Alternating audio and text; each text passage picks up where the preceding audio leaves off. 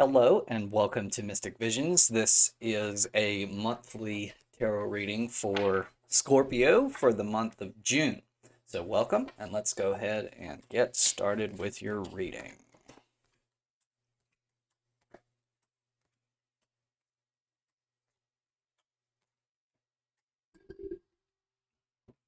Okay, so for Scorpio, what we have for your current situation is this Two of Swords. So, there's a little bit of like not knowing exactly what way to go. There's you're kind of maybe in a defensive posture, figuring out, is it going to come from this way? Is it going to come from that way? And there's no real way for you to know the right way to go at this point. So it's like you're kind of on edge a little bit, waiting for the right way to present itself, right? And what's crossing you is this Five of Wands and Five of Wands in the reverse. So there's been some struggling that's kind of got you down a little bit. There's been some arguments and things like that.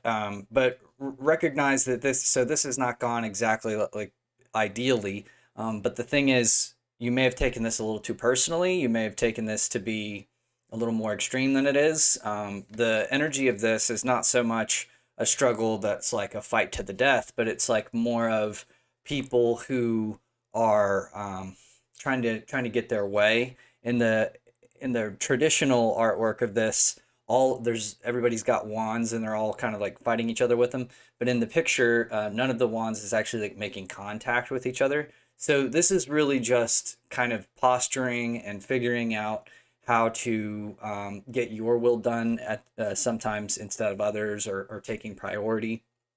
So it's like you all have good um, intentions, or you all have good goals and everything. And it's just a matter of finding out how to cooperate, rather than fighting all these other people for your goals. So that's a little bit of what's causing, I think, this defensive stance. So if you didn't feel the need to get your will done first, or be the first one in line, or the best, you wouldn't feel quite as on edge. We'll put it that way. You could relax a little bit more. So ask yourself truly, like, can you have a little bit of patience in the situation? Can you let others get their way first? And how much better will that make you feel? And how much more, maybe there's something else that you can do with a little bit of that time, instead of just trying to aggressively pursue your own agenda. Okay, so what you're moving away from is the Seven of Wands. So this is the need to stand above the rest. It's a similar energy to that Five of Wands, but um, so this is trying to become a leader, trying to kind of step above the crowd and organize people, get people all on the same page, that sort of thing. So you're moving away from this energy. You're moving away from the need to be the leader, to stand out, and you're kind of learning how following can also have its benefits. So a lot of people, today I find almost everybody looks at a term like a sheep, that you call people sheep, right? And that almost universally is looked at as a negative thing. But sheep evolved that way for a reason, and sheep have been around quite a lot longer than humans have. So humans have a lot of audacity to feel that because we have all of these individualistic tendencies, and we think that we can forge our own path and everything, we tend to think that's better just because it's like we've dominated the world. But in the process, we might have already kind of sealed our own fate and doomed the world, or not the world, but our place in it. Because if you look around you, environmental catastrophe is just everywhere. And I know it's not always published because it doesn't serve corporate agendas, but it really is. So you have to also look at the benefits of, if it really disgusts you to think about like being a sheep, ask yourself why that is. Why do you feel, is there, an ego issue here where you have to feel like you're the leader, like you're not following anybody? Because following others is kind of, You know, it's the basis of pretty much all life. You follow the parents that came before you, their grandparents, and you hand down traditions, you hand down knowledge, and you know, it's just it's very strange. I feel like the visceral aggression we have toward the concept of like following others. To me, it's just like it couldn't be based in much more than like really overpowered ego, you know? So anyway, what we have for your future, where you're headed, what you're headed towards, is the sun. And this is, you know, new knowledge. This is enlightenment. This is figuring things out, having an aha moment, right? This is um, things becoming unhidden and visible to you. Okay, so the implication there is that right now, you know, the situation you're in with this Two of Swords, she's kind of blindfolded. So and you know, the swords represent thoughts. So there's these thoughts, but she can't really see what's coming at her. So this is taking the blindfold off and realizing the nature of those thoughts is not real, but figments of your imagination, right? So you kind of cut through that fog and you're able to see things kind of how they are instead of how you're thinking about them. Okay, so and that's good. So you're headed in the right direction there. Your foundation is the Ace of Coins. So what this means is that we like to think that we are the one who earns everything that happens to us. That everything that happens to us is really an aspect of our own volition, our own will, our own virtues, or hard work, you know, things like that, that you earn what you get. But in reality, you know, again, that's kind of more of an ego-based judgment. When you look at it without the ego, everything that you have is somewhat of a gift from someone else or something else, you know.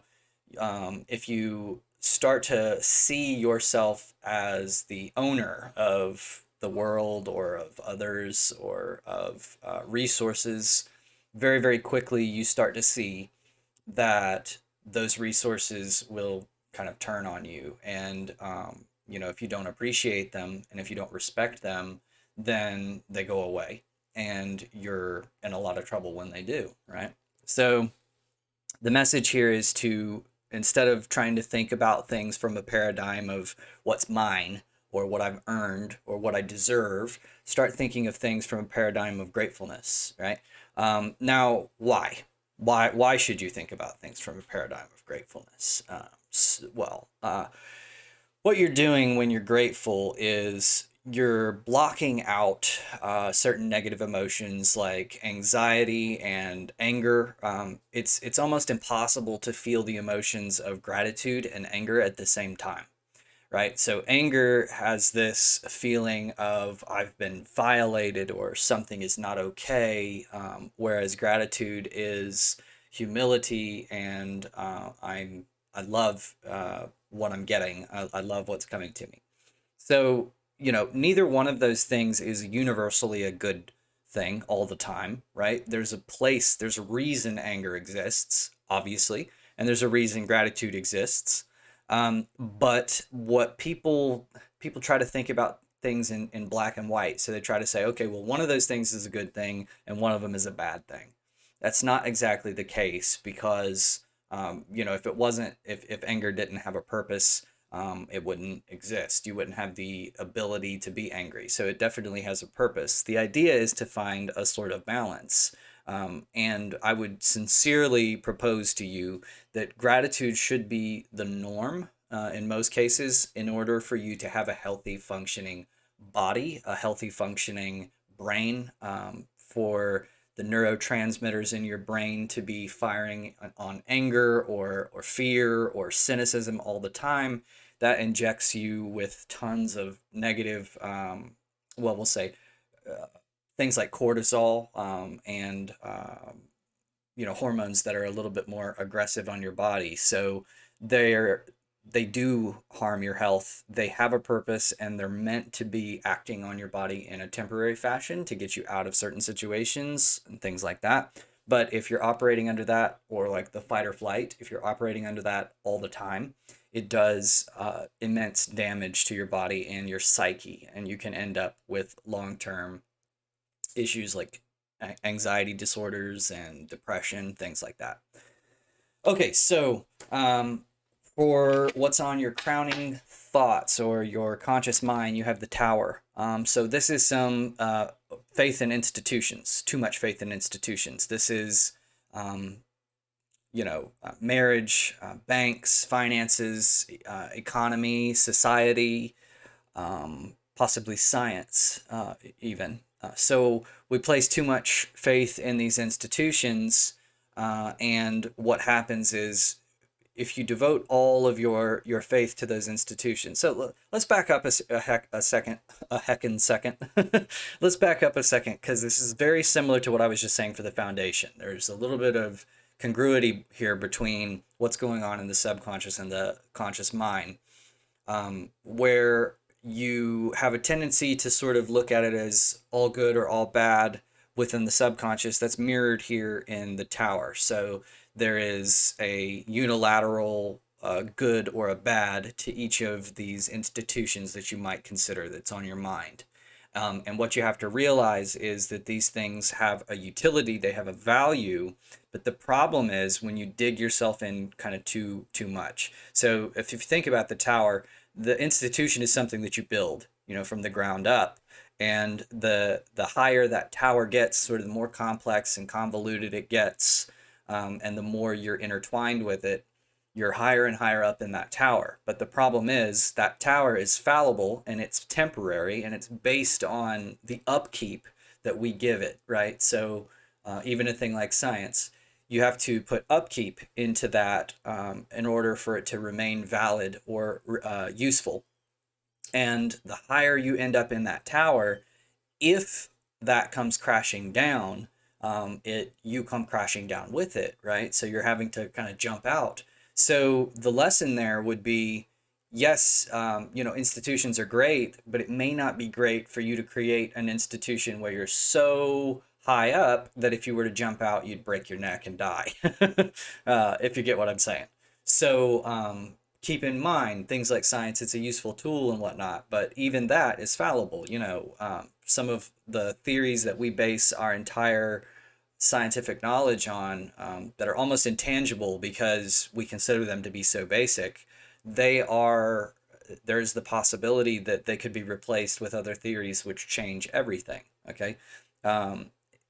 Talking about, let's switch gears from science to something like marriage. If you are under the impression that marriage has to work out, that it's got to be good at all costs, and that it is this sacred institution and all that, you build it up and up and up and up in your head, and then all of a sudden you feel like it can't fail. That can be a problem, and that can cause you a lot of emotional distress, and it can make it a lot harder to have a good marriage or relationship. Whereas if you view it as something that is meant to serve both of you, not to say that you don't sacrifice or that you give up when it's not easy or anything like that, but if you recognize that it is a institution, an invented concept that has a limited utility, it puts it in perspective a little bit and makes it easier to maintain properly. So anyway, what we have for your advice, you've got the Hermit in the reverse. So there's a little bit of loneliness associated with this. And what it's saying is, don't be afraid to go out there and experience life with some people. Don't be afraid to, well, there's another thing here too. Also, don't try to make everybody into you. Don't try to make everybody just like you and believe the things that you believe, because essentially that's just as lonely as being by yourself. At first, a lot of us don't feel like there are very many people like us around. And so it can be very addicting to try to seek out people who are just like us. But that kind of defeats the whole purpose, right? You can just be around yourself, and that's fine. You can talk to yourself. But what really gets the neurons firing and what really fulfills you as a social animal is being around people who are nothing like you and don't believe the same things and are contrary to you. So have some tolerance for those people and seek out those people and realize that they have something to contribute to you. Um, it's very likely that none of us actually knows what's going on uh, whatsoever. And we all have some pieces of the puzzle. And so the kind of lesson of existence from the universe here is that you've got to be able to collaborate and figure out what's going on with the help of others and not just on your own. Okay, so for your environment, there's the Five of Swords. So around you, there's been some arguments and they've gotten a little harsh, and you possibly said some things that you either regret or you regret the way that you said them. There's some hard feelings. There's some, walking away from others, and this is sort of a this is something that comes as the result of really thinking the best way, thinking how it is. And the problem with that is it doesn't matter what your thought process is based on.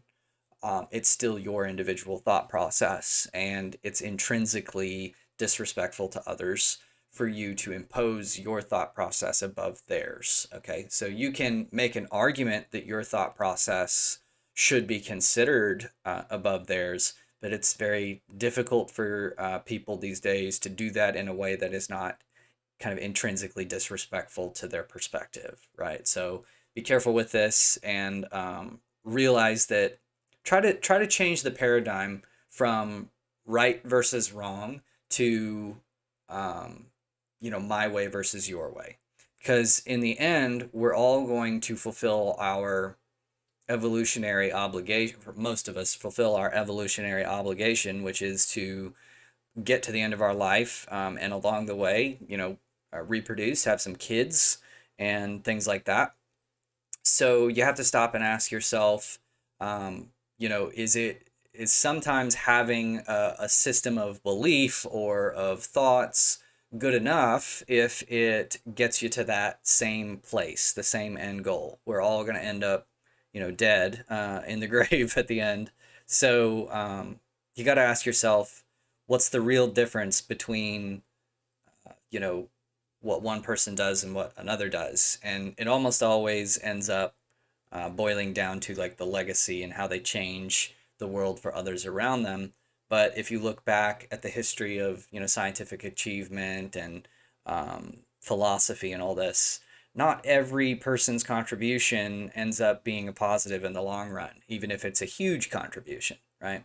So we're in the middle of some very very difficult um, environmental and economic challenges, political challenges that are increasingly looking like they are possibly not going to be overcome, So humanity could become extinct. So you have to be careful on how you elevate your perspective over that of others.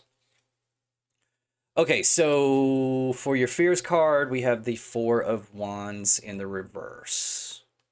So the Four of Wands in reverse, you're afraid of like not having a happy home. There's some kind of an image of having a happy home, having um, a happily ever after story, right? There's some kind of something like that, and nagging at you is this fear that you're not going to be able to achieve that you're not going to have it, and you know, uh, I guess that's understandable for most people. Most people are seeking this good home energy when it comes down to it, because, like I said, that's kind of the point of life. And everybody is free, of course, to find their own meaning in life and figure out what they want to do on their own.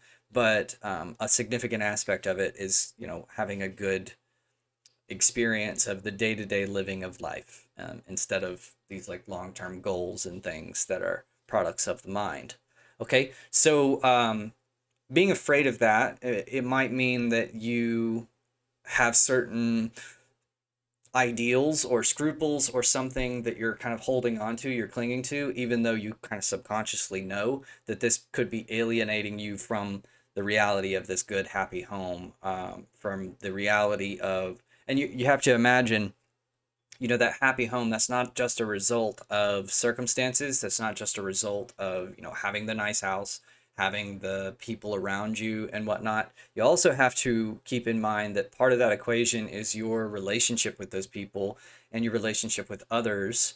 And if you're such a, if you're a certain type of person, if you're emitting a certain type of energy, you might, repel somebody from wanting to be a part of this vision, of this dream. So you have to be accountable for the way that the energy that you put out either attracts or repels certain people or certain ideas. So that's just a little reminder. Don't forget to look at your role in the situation. Okay, now, on the contrary, your overall message, or where this is headed in the long run, is the Ten of Cups. So this is emotional fulfillment. It's very similar to that Four of Wands. So while you're afraid of possibly not having it, this is saying that don't worry about it. The fact that you care, the fact that you are even taking the effort, to read or to watch this video is evidence that you want to improve yourself. You want to improve your relationship with others. You want to have a happy, healthy home. And so it's almost a done deal because it's part of you. It's part of what you really want to do. It doesn't mean that there's not work to do. Obviously, there were several points throughout here where there's some advice that you needed to possibly incorporate into your view a little bit more. And, again, I'm not going to tell everybody that watches this that you have to do what I say. Take what you feel you need and leave what you don't need, and it's up to you.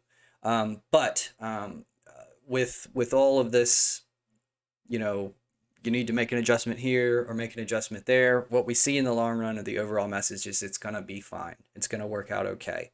So like I said, take what you need, leave what you don't need, and look forward to having this emotional fulfillment because you are worthy of it and you are trying. And I can tell that, right?